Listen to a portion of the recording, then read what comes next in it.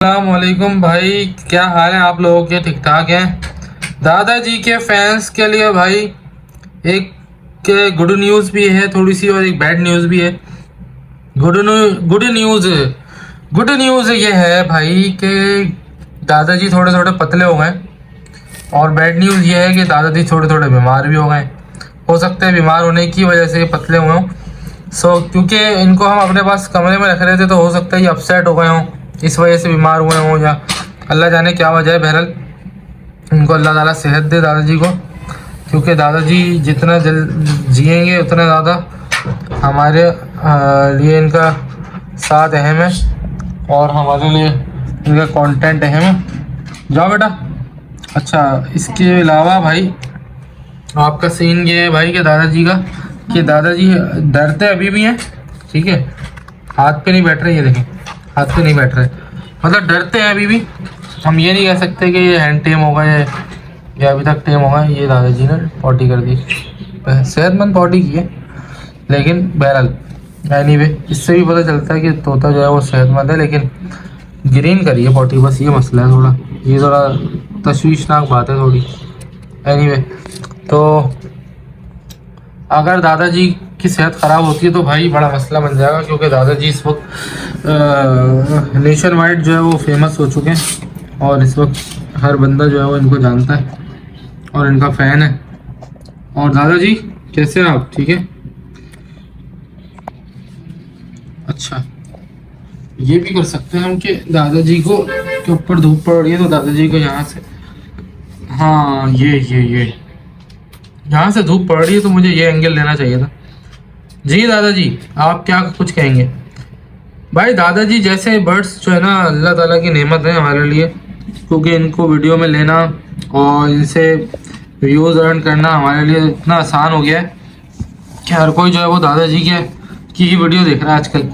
अभी हमने इनको नाश्ता शाश्ता कराया है, और हल्की सी इनकी जो आँख लाल हो रही है वो इनको ना मैंने दूसरे बर्ड्स के साथ रखा हुआ था, अगर आपने देखा भी होगा वीडियो के अंदर, तो उसमें फड्डा चड्डा होता रहता है, एक दूसरे को मारते हैं, तो उसकी वजह से इनकी थोड़ी सी आँख भी लाल हो रही है। बुढ़ापे में भाई इनको लोगों ने तंग करा हुआ है। इंसान को ना जवानी में जीने देते हैं ना बुढ़ापे में जीने देते हैं भाई आजकल लोग, यही दुनिया का दस्तूर है। यजीद और फ़िरौन मर गए, मगर भाई अभी भी उन जैसे लोग पाए जाते हैं। इस बूढ़े आदमी को बेचारे को अभी भी जो है, अरे दादाजी बोले भाई तो जी दादाजी कुछ कहना चाह रहे हैं आप? कहना चाह रहे हैं कुछ ऑडियंस से, कुछ कहना चाह रहे हैं? तो भाइयों आज मैं एक स्टोरी और बता दूं आपको, जो मैंने सुबह भी एक स्टोरी डाली थी, उसी से एक कनेक्टेड स्टोरी है कि अगर आपको फॉस्टरिंग करना आती है तो वेल एंड गुड है भाई, क्योंकि ये सीज़न में ज़्यादा बच्चे निकालना, वो भी जबकि ऐसा सीज़न लगा है, इस बार सीज़न ऐसा लगा है कि दिसंबर हो गया मगर सर्दियाँ नहीं आई। मतलब सर्दियाँ आ तो गई, लेकिन ना बराए नाम वाली सर्दी है, सर्दी नहीं है। लेकिन चलो सीज़न स्टार्ट हुआ दिसंबर में। लेट्स सपोज करो कि ये फरवरी तक जाता है, तो दिसंबर जनवरी फरवरी 3 महीने हैं। 3 महीने में परिंदा मैक्सिमम जो है ना एक दफ़ा ब्रीड करेगा, 2 महीने में बच्चे निकलेंगे, फिर दूसरी दफ़ा ब्रीड करेगा। समझो मार्च में जब गर्मियाँ आना शुरू हो जाएंगी या अप्रैल में, तो आप समझो 2 क्लच ले पाओगे। 2 क्लच का मतलब है कि अगर आपके तोते ने 2 क्लच में 4 बच्चे निकाले तो सिर्फ 8 बच्चे ले पाओगे इस सीज़न में एक पेयर से, और अगर 6 बच्चे निकाले तो 12 बच्चे ले पाओगे। ठीक है, तो सीज़न इंपॉर्टेंट होता है, सीज़न में आपने ज़्यादा से ज़्यादा बच्चे निकालने होते हैं बर्ड्स से। ठीक है, अभी प्रॉब्लम क्या आई हुई है? अभी प्रॉब्लम ये आई हुई है कि सीज़न स्टार्ट हुआ दिसंबर में। अब दिसंबर से लेके अगर मैं हिसाब लगाऊं अपना कि भाई मार्च तक अगर या अप्रैल तक जाता है ब्रीडिंग, तो तब भी हम 2 क्लच ले पाएंगे ना। तो तरीक़ाकार क्या है, जैसे मैंने सुबह एक वीडियो में बताया था, उसी से स्टोरी कनेक्ट करता हूँ कि एक साहब थे सर सैयद कॉलेज के पास, उनका सेटअप था एग्जीबिशन बर्डजीज़ का, और एग्जीबिशन बर्डजीज़ भी उनके पास टॉप क्लास के थे। मैं थोड़ा सा यहाँ बैकग्राउंड बताता चलूँ वो मुझे कहाँ टकराए थे। एक लड़का होता था, बहुत पुराने लोग जो है ना वो जानते होंगे शायद, ये मैं 2010 वर्ष की बात कर रहा हूँ। उसका नाम उसैद था, वो तो अब शायद मुल्क में भी नहीं है। उसने कराची बर्ड्स क्लब के नाम से, या हाँ कराची बर्ड्स क्लब के नाम से ही ना एक सोसाइटी बना दी थी। सोसाइटी क्या बनाई थी, मतलब एक फेसबुक पे ग्रुप बना लिया था। तो उसने ना एक्सपो सेंटर में लोगों को जमा करा था। वो पहला गेट टुगेदर था हमारा कराची बर्ड्स कीपर क्लब, हाँ कराची बर्ड्स कीपर क्लब के, कराची बर्ड्स के सी करके ना एक ग्रुप था, Karachi birds keeper club. Usaid लड़का था वो, और उसको जो हमारे बहुत सारे पुराने ब्रीडर्स हैं ना वो जानते होंगे। तो उसने जो है ना गेट टुगेदर रखा था एक्सपो सेंटर में ना, और चाय शाय समोसे वमोसे रखे थे, और सबको बुलाया था कि यार सब लोग आए। वो एग्जीबिशन का ब्रीडर था, बड़ा अच्छा लड़का था, और चार्टर्ड अकाउंटेंट किया हुआ था उसने। वो मुल्क से बाहर चला गया अब तो बहरहाल वो हुआ ये कि भाई वो उसने रखा गेट टुगेदर। तो वहाँ पे मुझे एक लड़का मिला। ज़ाहिर है गेट टुगेदर में बहुत सारे लोग आते हैं, बंदे की दोस्ती यारी हो जाती है। तो उस लड़के से मेरी दोस्ती हुई। उसने कहा आप कहाँ रहते हो, मैंने उसको बताया। उसने कहा भाई मैं भी यहाँ रहता हूँ, आप घर से करीब हो, आना सेटअप पे। अब हम तो उस दौरान समझो कि पागल ही थे बजरी के पीछे, आज भी जैसे पागल हैं, लेकिन उस वक्त जाहिर है बच्चे थे। तो बच्चे क्या थे, मतलब मैंने इंटर करा था उस वक्त, तो अब आप अंदाज़ा लगा लो। तो उस वक्त मैं उसके घर पे पहुंच गया सेटअप पे। भाई सेटअप था उसका, ओ हो क्या ज़बरदस्त सेटअप, एक कमरे के अंदर था, बहुत बड़ा सेटअप नहीं था। लेकिन मैं आपको ये बताऊं सिस्टम क्या था। सिस्टम ये था कि उसने 8 खाने वाले जो पिंजरा होता है ना, इसके बीच में से जाली निकल जाती है, तो ये हो गया 10, सिर्फ 4 खानों का पिंजरा। ऐसे पिंजरे बनाए हुए थे कोई 3-4, ठीक है। और एक 8 खानों का पिंजरा बनाया हुआ था, जिसके अंदर जो है वो एक 8 खाने का पिंजरा बनाया हुआ था, जिसके अंदर सीन क्या था कि उसने लगाए हुए थे सादा बजरी, ठीक है, जो कि 16 पेड़ लगाए हुए थे सादा बजरी के 8-8 खाने में, ठीक है। और 8 खाने में एग्जीबिशन बजरी थे। अच्छा जब मैं गया उसके पास, तो ये हो गए 8-8 12 8-8 16 और 24 खाने हो गए। 24 खानों में से सिर्फ 8 खानों में एग्जीबिशन बजरी थे अच्छी क्वालिटी के, और बाकी 16 खानों में सादा बजरी थे, जो कि बहुत अपना ब्रीडर बजरी नहीं होते जो हम बोलते हैं यार बड़े ज़बरदस्त ब्रीडिंग करते हैं बजरी, वो वाले बजरी थे सारे, बहुत आउटस्टैंडिंग बजरी। तो उसने क्या करा हुआ था, मैं आपको समझाता हूँ सीन क्या करा हुआ था। अच्छा मैंने कहा यार कि अच्छा जब मैं वहाँ पहुँचा ना, तो जाहिर है मैं तो बचपन से ही पाल रहा हूँ बजरी। 1996 में तोता पकड़ा था, उसके बाद से मेरे पास उस वक्त ना रेडे होते थे। मैं रेडाई का शौकीन था, जैसे अभी रेनबो का शौकीन हूँ ना, मैं ऐसे रेडाई का शौकीन था। अल्बाइनो और लोटिनो का, खास तौर पे लोटिनो का पीला रेडाई, उसका मैं बहुत शौकीन था। वाइट मुझे इतने नहीं पसंद थे, पीले मुझे पसंद थे। और पीले में भी वाइट में भी पसंद वो आता था जो गोल्डन फेस होता था।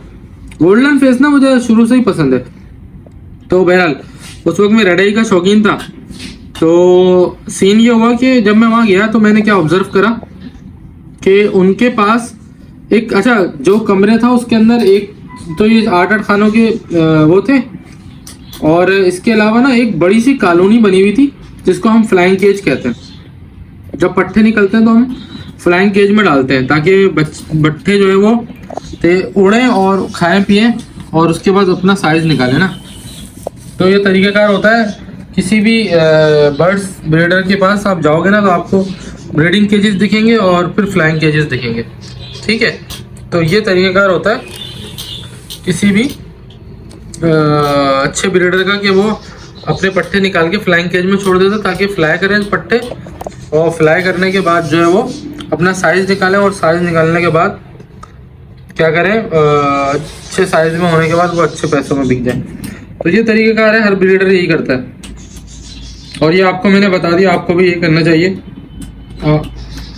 अच्छा अब मैं फ्लाइंग केज में झाँक रहा हूँ तो बहुत सारे पट्टे भरे हुए हैं, ठीक है। अब मैं पट्टे देख रहा हूँ तो पट्टे सारे के सारे एग्जीबिशन, यानी कि जितने कॉलोनी के अंदर जो मैं बोल रहा हूँ फ्लाइंग केज बना हुआ था उसके अंदर मैं देख रहा हूँ तो सारे के सारे एग्जीबिशन के बच्चे थे। अच्छा, अब बात समझ में ये नहीं आई कि एक बंदा है जिसके कमरे में सेटअप लगा हुआ है, जिसके पास एग्जीबिशन में और सादा बजरी में है, तो भाई कॉलोनी के अंदर सारे के सारे एग्जीबिशन के बच्चे कैसे थे? कॉलोनी के अंदर सादा बजरी के बच्चे क्यों नहीं थे? तो कहानी भाई ये समझ में आई कि कुछ गड़बड़ है। मैंने उससे ये सवाल किया कि भाई ये सारे के सारे बच्चे जो हैं, अच्छा वो ना अपना काम करते जा रहे थे। सुबह के वक्त में गया था उनके पास ना, जैसे तोतों का दाना पानी कर रहे थे और सॉफ्ट फूड वगैरह डाल रहे थे। तो ये सब मैं देखता जा रहा था और उनसे सवालात करता जा रहा था। वो मुझे जवाबात देते जा रहे थे और अपना काम भी करते जा रहे थे ना साथ साथ। मतलब ये तरीक़ाकार था उनका ना। तो अब मैंने उनसे पूछा ना कि ये सारे के सारे बच्चे तो एग्जीबिशन के हैं। कह रहे हैं हाँ। तो अच्छा, मीनवाइल ना जब वो ये सारी बातें कर रहे थे तो उन्होंने ना बजरी तोतों को दाना पानी करा और साथ में ना कुछ एक पाउडर निकाला, बहुत ही ज़बरदस्त सी बॉटल थी उसकी, और उन्होंने वो पाउडर था उसको पानी लिया और पानी में हल्का सा घोला और वो पाउडर एकदम फूल गया। और वो पाउडर जो है उन्होंने वो अपने तमाम बजरी के पट्ठों को, बच्चों को, माँ बाप को, सबको डाला ना। मैंने कहा ये क्या चीज़ है ना। उन्होंने कहा ये सारी जो सब्जियां होती है ना उसको ड्राई करके उसका पाउडर बनाया हुआ है और ये हेल्थ के लिए बहुत बेनिफिशियल है। फिर उन्होंने कोई मल्टीविटामिन का पाउडर था, सारी बाहर की प्रोडक्ट थी। ये जो लोकल प्रोडक्ट्स मिल रही होती हैं ऐसे कोई भी नहीं थी, बाहर की प्रोडक्ट्स थी। वो आइडिया हो रहा था सफ़ेद सी बर्नियाँ थी जैसे, तो सारी बाहर की प्रोडक्ट थी। वो उन्होंने डाली अपने पाउडर के ऊपर, पाउडर बोल रहा हूँ सॉरी, वो जो सब्जियों का पाउडर था ना उसको जब फूल गया तो उसके ऊपर वो विटामिन का पाउडर डाला और तोतों को डाल दिया। जैसे ही तोतों को डाला सारे तोते खाने आ गए, कहने लगे कि ये सब्जियों का पाउडर है ना, ये बहुत शौक से खाते हैं। और ऐसे ही हुआ, उन्होंने मेरे सामने जब डाला तो सारे के सारे तोते जो है वो मेरे सामने जो है वो खाने के लिए आ गए। तो मैंने कहा ठीक है, तो ये तो न्यूट्रिशनल बात हो गई। मैंने कहा तो ये आप क्यों देते हैं? तो कहने लगे कि भाई आप ये कह रहे हो, मैं आपको आओ दिखाता हूँ। उन्होंने मुझे कैल्शियम वेल्शियम की कुछ दवाएँ वगैरह दिखाई और उन्होंने कहा ये जो एग्जीबिशन के जोड़े लगे ना इनको मैं स्पेशल डाइट देता हूँ, इधर आओ। उन्होंने दिखाया कैनरी सीड भर भर के डाल रहे थे वो, ठीक है। इसके अलावा कैनरी सीड उस वक्त भी बहुत महंगा था।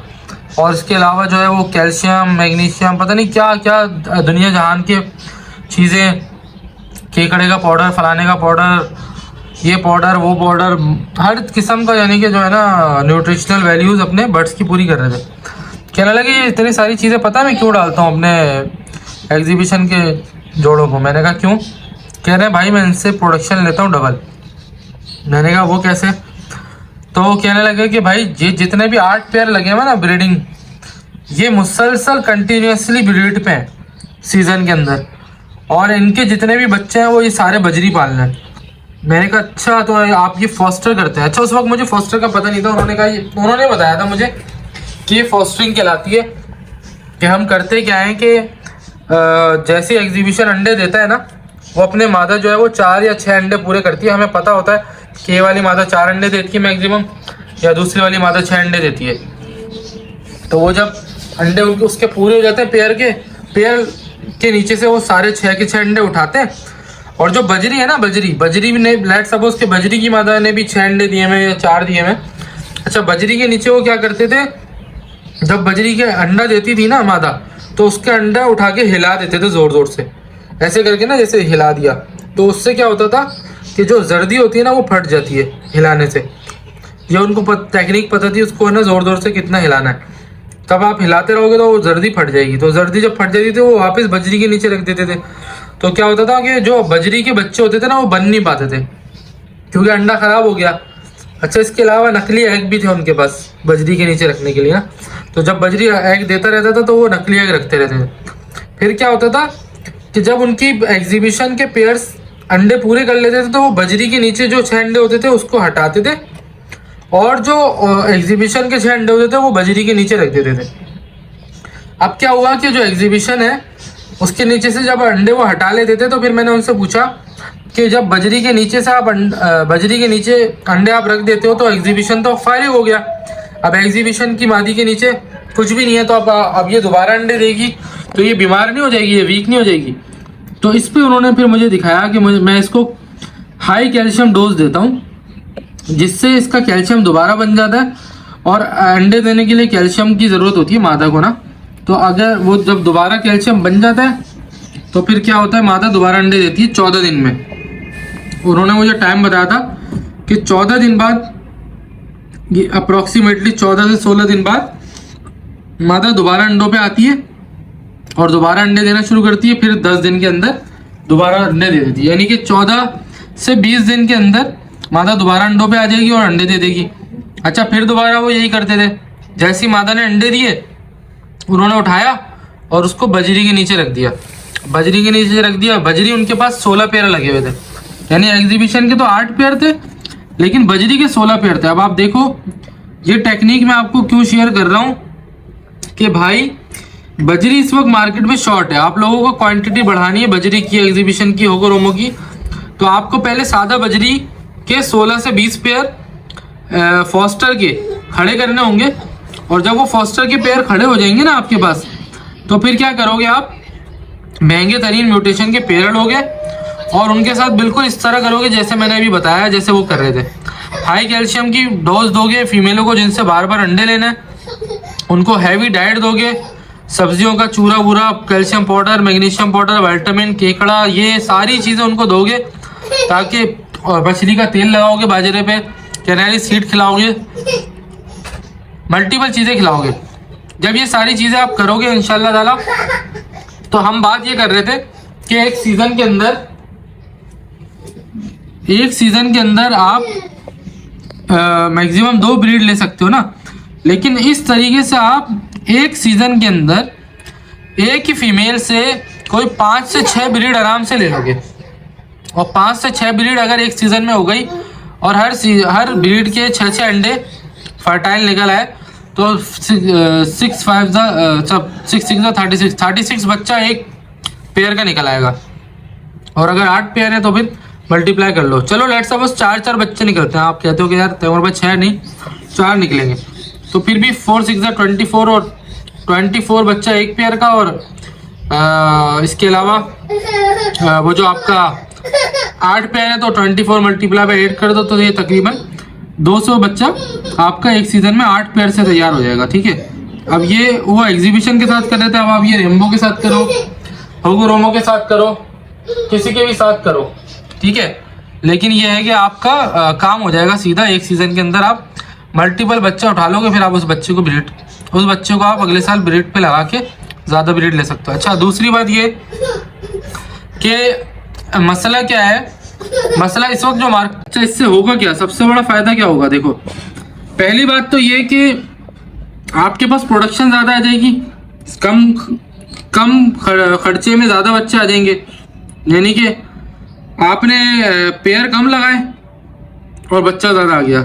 ठीक है, दूसरी बात ये कि जो आपके मेन पेयर थे, यानी ये लेट सपोज कि उन्होंने एग्जीबिशन के जो 8 पेयर थे, उन्होंने तो पूरा सीजन सिर्फ अंडे दिए।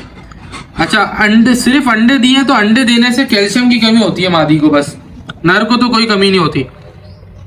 अच्छा, आपका नर जो है वो सारा हेल्दी रहा। क्यों हेल्दी रहा? क्योंकि नरों को बच्चे ही नहीं पालना पड़े। एग्जीबिशन के जो उनके 8 पेयर के थे नर थे, उन नरों का काम तो सिर्फ ब्रीड करना था, लेकिन बच्चे पालना नहीं था। बच्चे तो सादा बजरी पालना था, तो उनके नरों के अंदर कोई कमी नहीं हुई, कोई खामी नहीं आई, कोई थकावट नहीं हुई, नर सेहतमंद रहे। अच्छा, मादियों की थोड़ी सी वाट लगी, लेकिन वो कैल्शियम की इतनी हाई डोज दे रहे थे कि मादियाँ भी सेहतमंद रहीं। अच्छा, मादियों को भी बच्चे नहीं पालना पड़े, क्योंकि बच्चे तो सादा बजरी पालना था।